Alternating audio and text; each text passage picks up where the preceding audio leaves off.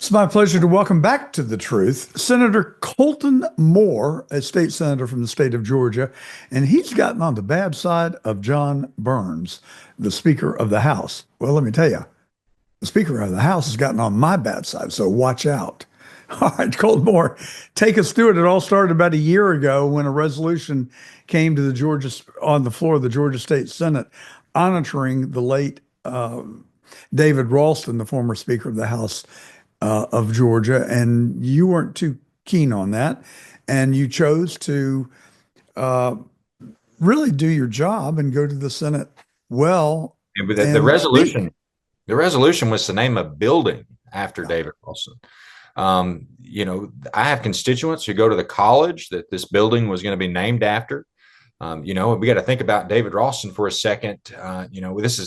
We started learning about all of his sins against humanity in a sense when there was a 14-year-old girl who at like 19 years old had become terminally ill, and the accused in the case had never went to trial because the molester in the case had hired David Ralston, who was using a law that he had created to continue cases. So he was taking on all these big bad criminals, and then no justice was ever being served because he was using a legislative leave provision in which he had created. There were thousands of case delays. This was investigated by retired FBI agent Derek Somerville.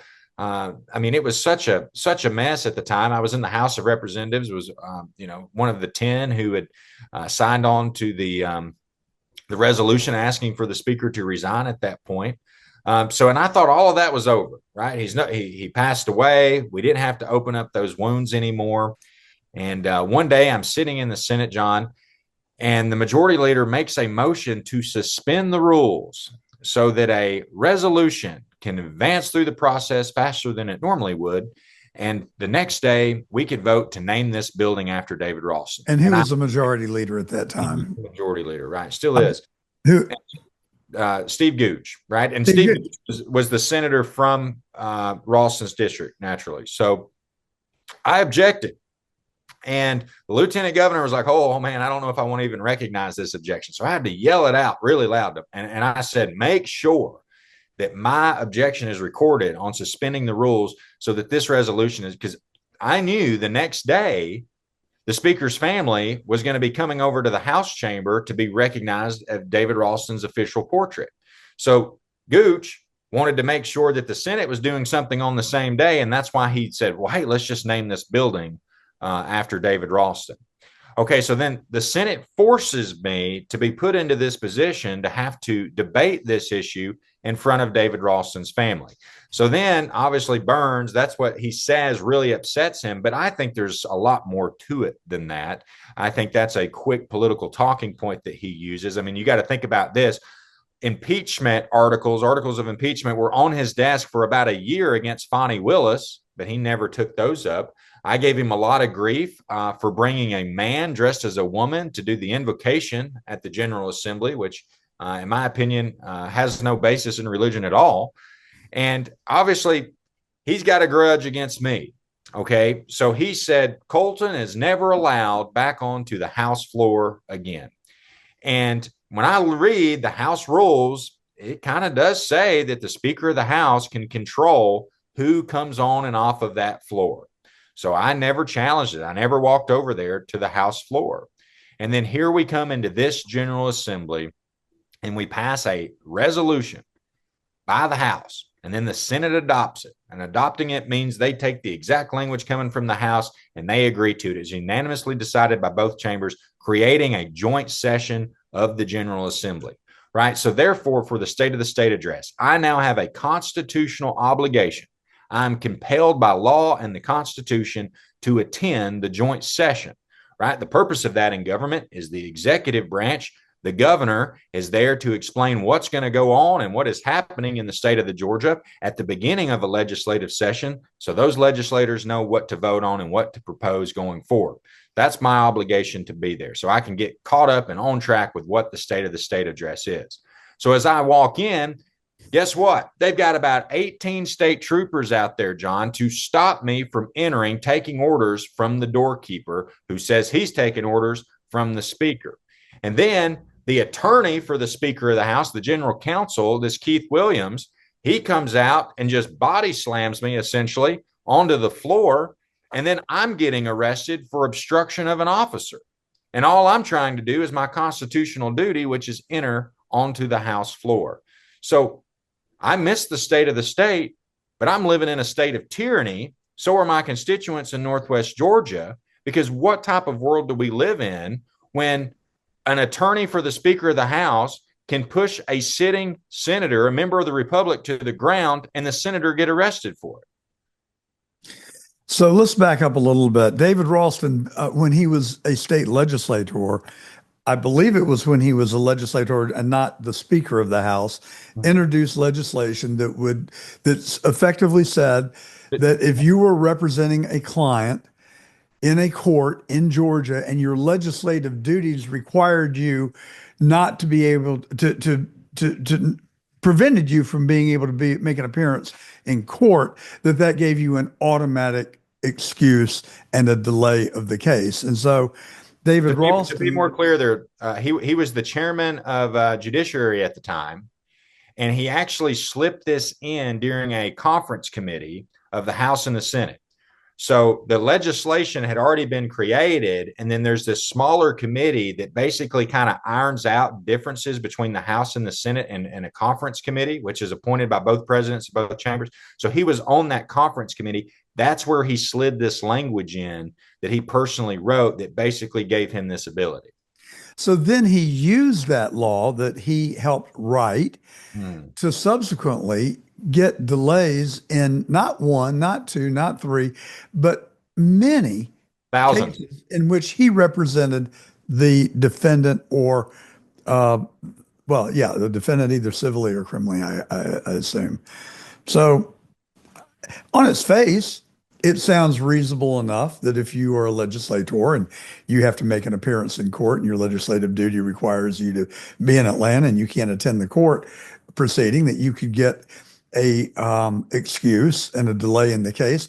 But it wasn't just a one-off. This was an habitual practice that he then engaged in. And I remember reading an Atlanta Journal-Constitution article while he was still Speaker of the House, effectively outing him. And it was a very critical article that showed how he was abusing this law that he wrote. And the consequence of that really is that a lot of victims were never able to really get justice, right? No, absolutely. I mean, I called him the most corrupt elected official in modern Georgia history. And that's how I would describe it, because any man who holds that type of power, right? There is only one Speaker of the House in the state of Georgia. What a tremendous amount of power that one person possesses. And then to use that in a way that is contrary to justice, it's extremely corrupt. Well, contrary to justice, but it also served to enrich him. That's correct. He was able to collect a lot of legal fees, and the money longer machine. he could keep a case going, the more fees he would collect. Right. And the defendant is happy because he's not being sent off to prison or socked with a judgment. And David Ralston's happy because he's collecting fees, and the judge just goes ho hum and looks the other way, I guess. I mean, and so you had the courage to stand up for your beliefs. And so when you object to a suspension of the rules, what is the rule in the Senate? How many people would have to vote along with you to a simple majority? But no a simple majority? Yeah, but and no so one did the lieutenant governor call for a vote on your motion to oppose? I think he might have just called for a raising of the hands and just said, well, it's, there's no sense in putting the numbers on the board, and he has that ability as the president. Well, did anybody else object? Did anybody raise their hand along with yourself? No, absolutely not. No. And so you went to the well of the Senate the following day, and I've watched it several times. You spoke from the heart. I can't find one thing that you said that is factually incorrect. That's correct. And that's what was so ironic about, say, the AJC. They wanted to be critical about it. And it's like, well, everything that I just said, you guys reported in your newspaper. but now you want to do the bidding of the leadership establishment. So now you want to be critical of me, but I'm just regurgitating what you reported in your paper, many years ago. And so after you finished, well, didn't really finish. Burt Jones interrupted you and Yeah. really wouldn't permit you to finish, but you did the gentlemanly thing and stepped down from the well. And what was the vote then in the Senate? Was a vote called Yeah, that day? And vote was called. Yeah, and I was the only one to vote no. Now, John, this is one of the sadder things about politics. I had 5 other senators come to me, some patting me on the back and saying, "Colton, you were absolutely right. That guy was one corrupt SOB, but we would have never went up there and given a speech like that." And that's their prerogative. I wish they would have at least well, voted no, but maybe they were smarter than you because I say that yeah, tongue in cheek because you've taken a lot of flack and you're still taking flack for it. And that's nothing new in human nature and the way the world works. There are a lot of people throughout the history of our country who have been willing to stand for the truth and have been punished for that. And it seems to me that is exactly what's happening to you right now. So, yesterday you attempted to fulfill your oath of office and attend the joint session, and you've explained how they blocked you from coming in.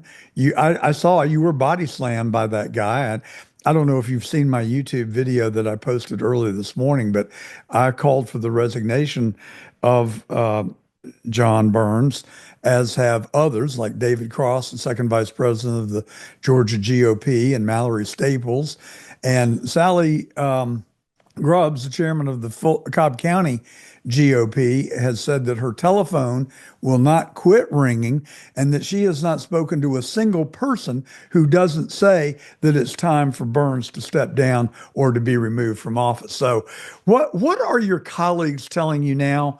And how are you feeling about? Did you and they haul you off to jail? yeah, oh yeah. No, I went to the Fulton County Jail and was treated like any other inmate. Was strip shirt searched and mug shotted, and I went through the entire process on Rice Street as any other criminal would. And I had to give up my liberties yesterday in defense of all of Georgians' liberties. Our Constitution is sacred. And you ask about my other colleagues. Even the Democrats in the chamber that I have vehemently disagreed with on so many different issues. It's gotten some rough political debate, but they've come to me and they said, "Colton, the Constitution is sacred, right? We still have the ability to go up to that well and we can debate our issues, and we recognize a constitutional republic. But you have this speaker who thinks his word is more powerful than the entire legislature." So, it's one of those quirky things that you learn in high school government class or maybe a college basic political science class where, you can't arrest a senator or a state representative if they're going down to the Capitol or give them a speeding ticket, right? Well, why is that? Because, I guess if the governor disagreed with a legislator, they could just have them arrested and you wouldn't have to listen to those people's voices anymore, Well, right? and I think there's an implicit message in that the work of a legislator is vital to the governance of the state. And you were elected by 200,000 people in Northwest West Georgia to represent them in the state Senate, and their voices have every right and reason to be heard, and you are their voice. Right. End of No, story. no, exactly. So what's driving this guy? John Burns seems to be kind of a short guy to me. I'm not trying to indict all short people, but does he just have a little man's complex? Is he a tyrant? Is he got anger management issues? What's his deal? Do you have any sense of what's driving him? Most definitely a tyrant. I don't know about his personal life when it comes to anger issues. I know when we were in that meeting, and I told him that, I didn't believe he had a constitutional ability to stop a joint session for me entering. He got extremely angry. Rocking back in his seat, mad. How dare you challenge his authority? Yeah, exactly. But, I think a lot of other legislators are starting to kind of realize that, because this is a perfect example of tyranny. And just like I told those state troopers that were standing there, we all swore an oath to the Constitution. And if we're not going to uphold the Constitution, then the Constitution has no value, right? It might as well be lint that you're pulling out of your home dryer, because that it would be equivalent. The only power it has is then would we as a republic recognize it and we uphold it. And John Burns absolutely destroyed it. So how do you think this is going to play out now? Or have the charges been dropped against you? I mean, No, what were the charges? Say interference with the willful obstruction of yeah. a misdemeanor, which constitutionally it says a legislator cannot be charged with a misdemeanor. But I was charged with willful obstruction misdemeanor. And I can't even pursue civil action, to my understanding, according to my attorneys, until this criminal case has been dropped. I was supposed to be in court in Fulton County at 10 a.m. this morning. And I told him, you can find me in the Senate chamber, because that's where I'll be representing my constituents. So, I haven't really touched base today with my attorneys about what exactly is all going on when it comes to that. But constitutionally, I shouldn't be guilty of a misdemeanor because I could have never been charged with one to begin with. Well, I watched the video. You were not the aggressor. That doorman was the aggressor, and based on what you're maintaining, he lacked the authority to do what he did. I happen to agree with him. My what I think means very little, other than the fact that it's, I think, a reflection of what a lot of people are saying, and that is that Burns really acted out of at a place and did not have the right or the reason to do what he did. I mean, I guess if they had held that joint session across the street at that meeting area where you hold a lot of meetings, there would have been absolutely nothing he could have done. And so he seems to think that the House chambers belong to him. Well, Mr. Speaker, I've got news for you. They belong to me and the citizens of the state of Georgia. This is not your state capital, sir. So stop acting like you're singularly in charge. I hope the voters teach Mr. Burns a lesson and show him who is in charge, because he is not deserving of the office that he is maintaining, in my opinion. And I've been in and around politics for more years than you've been on earth. So I feel like I have a little bit of insight. And I've never met Mr. Burns. I don't have anything against him. I'm not on a mission, but I am offended by the way that you were treated. And I am offended by the position that he has taken. And I'm offended, frankly, that the Georgia Senate passed that resolution to honor David Ralston, because similar, just like Mr. Burns, I never met David Ralston. I know that he has a lot of people who were very loyal to him and held him in high regard. But the things that you brought out, that the Atlanta Journal and Constitution brought out, I heard those rumblings long before you ever spoke them. And people that serve in elected office must strive for a higher standard, and they should be held to a higher standard. And so we can debate what the Senate did all day long. It doesn't really matter, except you had every right to go to that podium and say what you did. You have a First Amendment right, but you also have a right that the voters of your district inured upon to your benefit, that you are there to speak on their behalf, and that's what you did. And to punish you for that, I think is despicable. So let me ask you this. What do you think? Is the whole system in the Gold Dome, is it rotten? Is it corrupt? Is it just a bunch of actors? I mean, I don't know what pigeonhole to put this in. No, absolutely. I've certainly believed that for quite a while now. And I think one of the greatest blessings of the sacrifice of walking into 18 state troopers, pretty well knowing that you were going to get arrested, was the fact that now what it kind of does is it forces the issue. It forces legislators to have to take a stand and pick a side. And so nothing at the Capitol moves without force. A politician gets elected, the first thing they want to do is just hide under their desk and not do anything, because they're like, well, we got elected to be here, and anything we do that might jeopardize our chances of getting reelected. So I've when seen that played out many, many times, and that's not cool with me. no But doubt. So you go have to ahead. force them to make a decision. And right now, you see a lot of legislators who are lining up and they're supporting. They understand clearly, and this is on both sides. This is Republicans and Democrats who recognize that they have a constitutional right to enter in proceedings.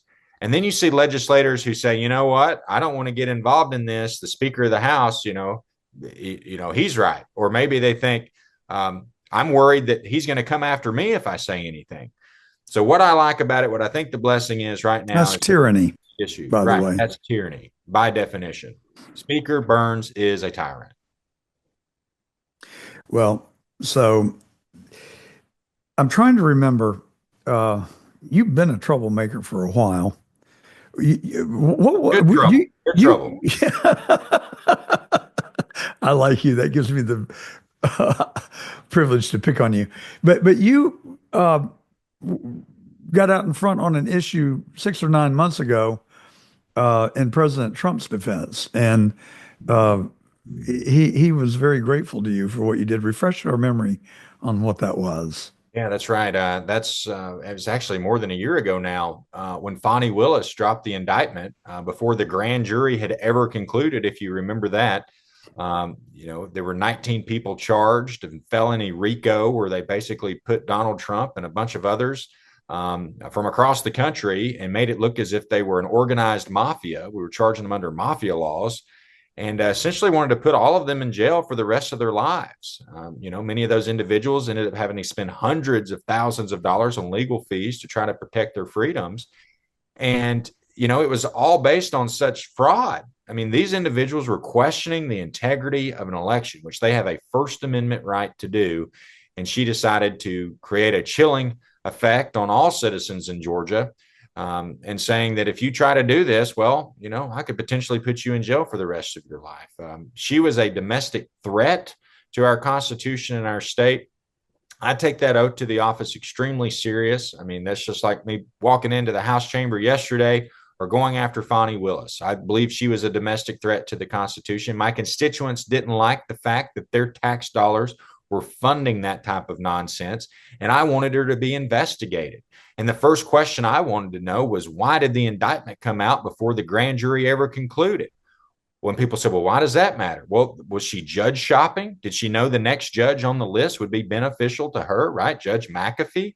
Well, why is Judge McAfee important? Well, Fonnie Willis used to be the boss of Judge Absolutely. McAfee, right? Precisely. I mean, you can start putting those puzzle pieces together quite quickly. So anyway, I was calling for a special session at the time. Remember, this indictment comes out in about August, and the legislature's not in session.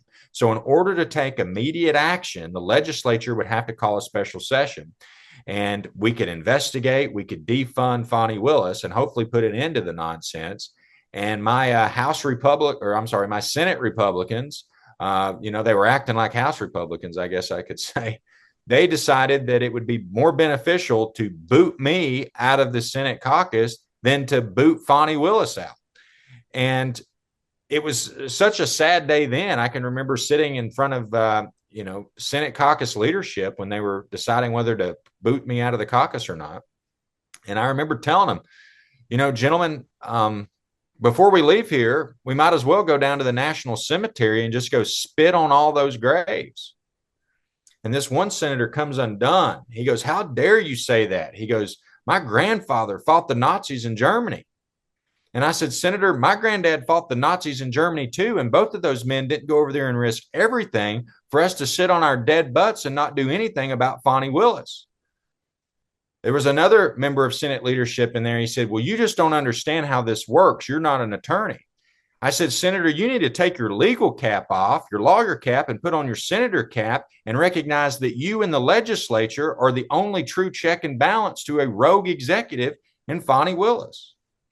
So, they booted me out of the caucus. I put too much pressure on them. I'm still not in the Senate caucus. I've asked to be back in the Senate caucus. I ask him almost every single day. Had the chairman of the Senate caucus come to me yesterday, and he goes, hey, would you like to? And I said, join the Senate caucus? He's like, oh, no. I mean, would you sign this piece of legislation for me? I ask him every day. So Fonnie Willis has obviously been a problem. They kind of agree with that now. but I'm still not welcome back in the caucus. And I think Well, it's for this type of stuff. Well, there is a Senate committee that is investigating Fani Willis, and they subpoenaed her, and she said that she wasn't subject to their subpoena. That has now gone to the, I don't know, Court of Appeals or the Supreme Court, or maybe it's, I can't remember, a judiciary proceeding that ruled that, yes, she is subject to being subpoenaed by the uh, state legislature. So where does that stand? And what do you think of their investigation so far? Well, I think their investigation is pretty sorry, to be quite frank. I know they don't like to hear that, and would kind of squeamish if they were to listen to it. But you got to think about it. We had this investigative committee for an entire year, almost an entire year, before they ever subpoenaed Fani Willis. The purpose of the committee was to subpoena Fani Willis. Why didn't you do that to begin with? And then you could have set the date of when she was going to come, but they didn't even start the process until after we were out of session. And this is something that a lot of people warned them about. Hey, you need to put the subpoena in while we're in session now. Don't wait till the session is over. And that's the argument that Fani Willis was making, to my understanding. So I think it was the third or maybe the third resolution that the Senate adopted this session was to recreate that Senate committee all over again. And I certainly voted for it. And I hope that they get to work on it. But as of now, I haven't seen anything. I haven't seen anything.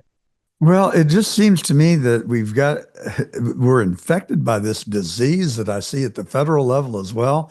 You've got Jim Jordan and you've got Senator John Kennedy and you've got all these people, Tom Cotton, all these people who are great when the cameras are on and they go after the witnesses and they back them into a corner and they shame them. And then nothing happens. It's like the cameras are off. Nobody is held accountable for anything. Ditto in the Georgia Senate. I mean, I thought that that they were really on the right track when they started investigating Fani Willis. She needs to be held accountable. But the same thing with the judge, Scott McAfee. I mean, what did he do? He said, okay, there is at least an appearance of a conflict of interest. So we're going to resolve the conflict by getting one of you to get off the case. But what about the underlying conflict of interest? What about the fundamental unfairness of a prosecutor sleeping with a special prosecutor and going to attack a former president of the United States when anybody with a brain and two eyes could see that it was lawfare and the sole purpose was to prevent Donald Trump from becoming president of the United States as our 47th president. And now she's off the case. The Court of Appeals threw her off the case. But McAfee, what a weakling. I mean, I don't want to handle this. So Court of Appeals, you do it. You do my job for me because it's too hot for me. The fact is, he knew that he was up for re-election. And if he had ruled against her, given the complexity or the composition of the voters in Fulton County, he would have been defeated as a Superior Court judge. Fani Willis would have led the fight and he would have been toast. Well, so he punts to the Court of Appeals. They do the right thing. And I've said for 6 months that he botched it, that he did not do his job, and he let somebody else do the job for him. And I resent that. I mean, I agree feel with like, you. he took an oath, he gets a salary, he's charged with doing a job. And so the Court of Appeals basically said, you were wrong. End of story. All right, rest my case. All right, well, so you gave us 30 minutes and we're almost out of time. And I really appreciate your coming on. I've had fun talking to you. I picked on you a little bit but in good jest and just to try and kind of lower the tension because I can imagine it's got to be pretty tough for you and your family right now. But what was it like when you came back to the Senate today? What were your colleagues? What was their demeanor towards you? No, they were very supportive. Very supportive. The Senate was very supportive. Democrats, Republicans, people who, I really haven't spoke to all session. There was a lot of kind of just shock in the Senate. Like, we can't believe what just happened yesterday. I was very, very excited for the lieutenant governor to get up and basically show his support today And I did not see that. What did the lieutenant governor say? well, the lieutenant governor, he had his son there with him, and he said that that his son had seen this on the news and was asking questions about what exactly just happened, and he got the ability to explain to his son what had happened and how he was going to be in defense of senators and their rights to speech, regardless of what opinions they had, and he would continue to do that going forward. So, you So know, does John Burns survive this? Does he continue to be Speaker of the House? As of now, he's still Speaker of the House. So I'll have to get back with you later on that. I think it would be to the benefit of Georgia that he's gone as soon as possible. I mean, first and foremost, before he leaves, though, he needs to make sure that Keith Williams no longer works for the state of Georgia and is no longer general counsel to the Speaker. And then he can resign as Speaker. But another one I'm a little, and I hate to be just the Debbie Downer on your show today, but Attorney General Chris Carr. I mean, what an absolute joke that has been. I mean, I asked for an emergency opinion the day before going into this, went up to his office, heard absolutely nothing, still waiting for a call back. And I think it's because he knows darn good and well I was in the right. But that I've asked him for, why didn't we go after Laken Riley's killer and make sure he had the death penalty? He had the ability to do that. He's had the ability to go in and investigate Fonnie Willis. He's investigated other district attorneys for like $5,000 frauds, and we're talking hundreds of thousands of dollars worth of fraud out of Fonnie Willis, but he's scared to go do that. I've had issues with the border up in Tennessee with our water, the Tennessee River that goes up there. Can't get a call back on that. So anyway, Well, I have heard his name before somewhere, and you may recall that when I ran against him for Attorney General 2 years ago, I referred to him affectionately as Chris Do Nothing Carr. I said it then, I'll say it now. I have no agenda other than to tell the truth. And that's what we do here every Saturday from 12 to 2 on the John Fredericks Radio Network. We've been listening to and talking to Senator Colton Moore, someone I highly admire because he has the guts and the courage to speak the truth. And that's worth a lot. Thank you, appreciate Senator. you having me on. Thank you.